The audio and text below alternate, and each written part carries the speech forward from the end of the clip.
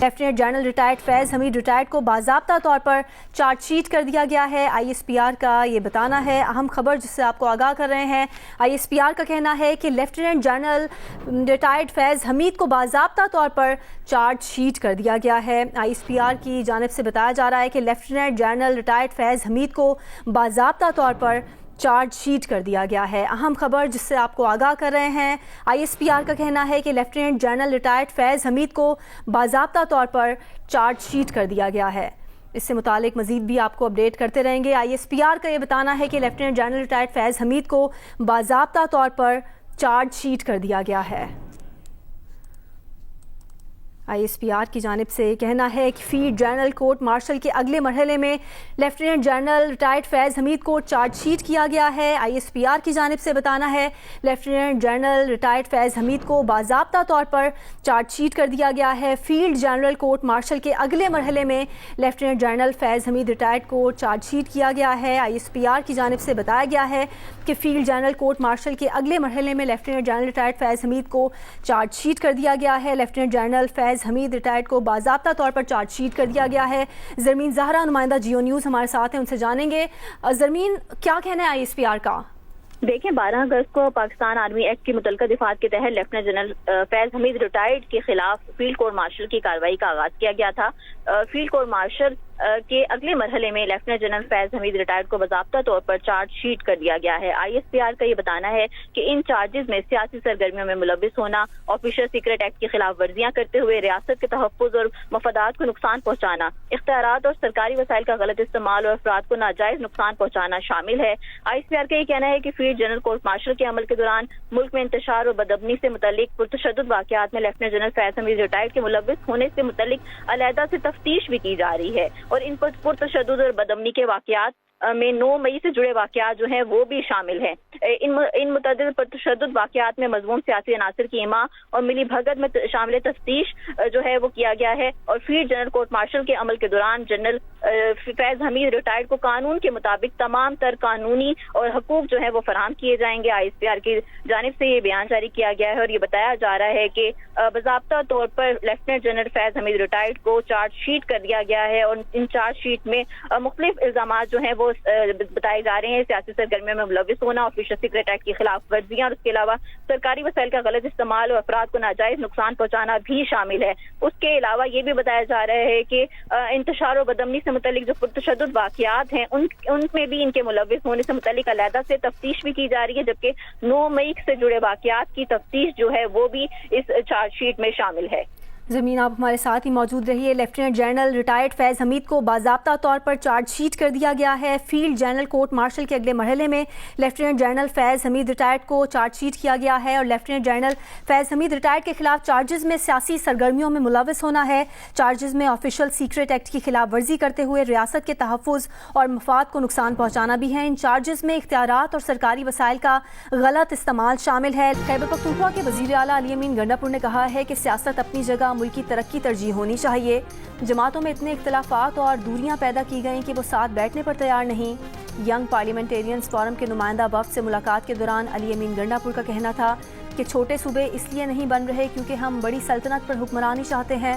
علی امین گنڈاپور نے شکوہ کیا کہ دہشت گردی کے خلاف جنگ اور ضم اضلاع کی بحالی کے لیے وفاق سے شیئرز کم مل رہے ہیں۔ ینگ پارلیمنٹیرینز فورمز کی گورنر خیبر پختونخوا فیصل کریم کنڈی سے بھی ملاقات۔ گورنر کا کہنا تھا کہ ضم اضلاع کے لیے تھوڑے بہت جاری فنڈز بدقسمتی سے وہاں خرچ نہیں کیے گئے۔ نوجوان طبقے کو شدت پسندی اور دہشت گردی کی لعنت سے محفوظ بنانا ہے۔ سندھ حکومت کا بلٹ ٹرین چلانے پر غور۔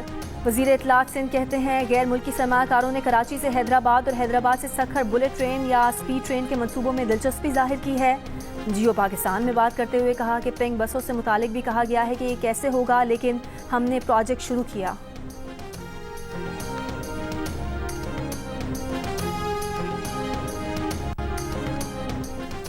سندھ اسمبلی میں اپوزیشن لیڈر علی خورشیدی نے کہا ہے کہ سندھ میں کرپشن کا دھندا صنعت کا درجہ اختیار کر چکا ہے۔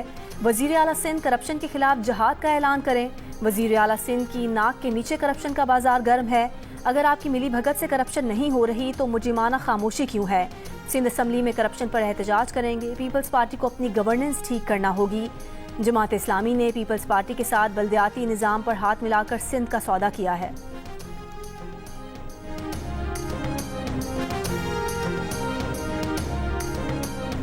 کراچی کے علاقے بلدیہ ٹاؤن میں سابق یوسی چیئرمین امان اللہ آفریدی کا قتل۔ پولیس کے مطابق امان اللہ آفریدی کو نماز فجر کی ادائیگی کے بعد مسجد سے نکلتے ہوئے قتل کیا گیا۔ فائرنگ کی سی سی ٹی وی ویڈیو سامنے آ گئی۔ ملزم کو امان اللہ پر فائرنگ کرتے دیکھا جا سکتا ہے۔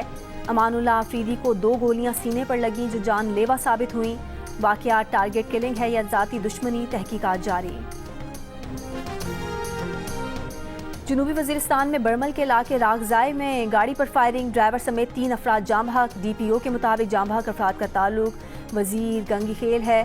واقعے کی تحقیقات جاری ہیں۔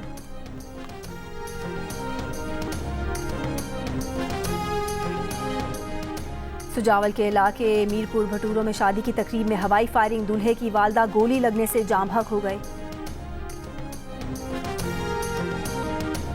کراچی کے سفاری پارک میں ہتنی سونیا کی ہلاکت میں بظاہر پارک انتظامیہ کی کوئی کوتاہی نظر نہیں آ رہی۔ مشن ڈائریکٹر فور پاس ڈاکٹر عامر خلیل کا کہنا ہے کہ ہتنی سونیا کی طبیعت کافی دن سے خراب تھی، جس کے متعلق انتظامیہ اور فور پاس کو معلوم تھا۔ سونیا کی سونڈ اور پھیپھڑوں میں انفیکشن، پچھلی ٹانگوں میں سوجن تھی، وزن بھی کافی دن سے کم ہو رہا تھا۔ ہتنی سونیا کا پوسٹ مارٹم گزشتہ روز کیا گیا تھا۔ وزیر اطلاعات پنجاب عظمہ بخاری کا کہنا ہے کہ 11 سال سے پی ٹی آئی کی خیبر پختونخوا میں حکومت ہے، لیکن خیبر پختونخوا میں صرف مولا جٹ کی سیریل چل رہی ہے۔ سول نافرمانی کی تحریک چلانے والے کو پہلے بھی منہ کی کھانی پڑی تھی۔ جنہوں نے انقلاب لانا تھا وہ اب آپس میں گتھم گتھا ہو رہے ہیں۔ نند بھاوچ کی لڑائی نے فتنہ پارٹی کے 5 گروپ بنا لیے ہیں۔ مشیر اطلاعات خیبر پختونخوا بیرسٹر سیف کا کہنا ہے کہ پنجاب میں بانی پی ٹی آئی پر 99، اسلام آباد میں 74 FIRs درج ہیں۔ جیل کے اندر بیٹھ کر کوئی شخص کیسے جرم کر سکتا ہے؟ P T I known league کے اعصاب پر سوار ہے۔ بانی پی ٹی آئی تمام جعلی مقدمات کا ڈٹ کر مقابلہ کر رہے ہیں۔ وہ دن دور نہیں جب بانی پی ٹی آئی کے خلاف مقدمات ختم ہوں گے۔ سپاہی سوار محمد حسین شہید نشان حیدر کی برسی، chairman joint chiefs of staff committee, services chiefs اور مسلح افواج کا خراج عقیدت۔ ISPR کے مطابق 1971 کی جنگ میں سوار محمد حسین نے دشمن کے 16 ٹینک تباہ کرنے میں کردار ادا کیا تھا۔ وزیر اعظم شہباز شریف نے شہید کو خراج عقیدت پیش کرتے ہوئے کہا، سوار محمد حسین شہید نے بہادری کی مثال قائم کرتے ہوئے وطن عزیز کی خاطر جان نچھاور کی۔ ان سمیت پوری قوم کو اپنے شہداء اور ان کے اہل خانہ پر فخر ہے۔ دنیا بھر میں آج انسانی حقوق کا دن۔ صدر آصف علی زرداری نے کہا، انسانی حقوق کے فروغ سے اپنے لوگوں کو بااختیار بنانے کے لیے پرعزم ہیں۔ عوام کے حقوق کا تحفظ مستحکم اور خوشحال ملک کی تعمیر کے لیے ناگزیر ہے۔ وزیر اعظم شہباز شریف نے کہا، یہ دن اقوام عالم کو یاد دلاتا ہے کہ وہ انسانی حقوق اور اقدار کے تحفظ کی پاسداری کریں۔ عالمی برادری فلسطینی عوام کی نسل کشی بند کرانے کے لیے کردار ادا کرے۔ وزیر داخلہ محسن نقوی نے کہا، شہریوں کے بنیادی انسانی حقوق کا تحفظ ریاست کی اولین ذمہ داری ہے۔ وزیر اعلیٰ پنجاب مریم نواز نے کہا، تعلیم، صحت، مذہبی آزادی، اظہار رائے اور بنیادی ضروریات تک رسائی یقینی بنا رہے ہیں۔ گورنر سندھ کامران ٹسوری نے کہا، انسانی حقوق کا تحفظ فلاحی معاشرے کی بنیاد ہے۔ وزیر اعلیٰ سندھ مراد علی شاہ نے کہا، سندھ حکومت بلا تفریق انسانی حقوق کی فراہمی پر یقین رکھتی ہے۔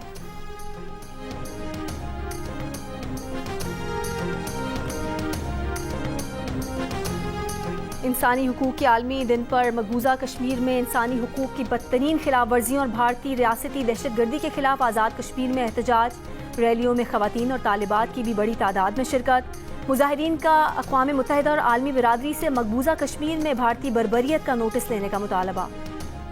پاکستانی پروفیسر ریسرچر کی ٹیم نے سپر کمپیوٹنگ کا نوبیل انعام جیت لیا۔ Lahore university of management sciences کے associate professor doctor Zubair Khalid climate modelling میں گولڈن بیل پرائز حاصل کرنے والے پہلے پاکستانی بن گئے۔ پاکستانی ریسرچر سمیت پوری ٹیم کو موسمیاتی تبدیلی سے متعلق پروجیکٹ تیار کرنے پر سپر کمپیوٹنگ کا نوبیل انعام دیا گیا۔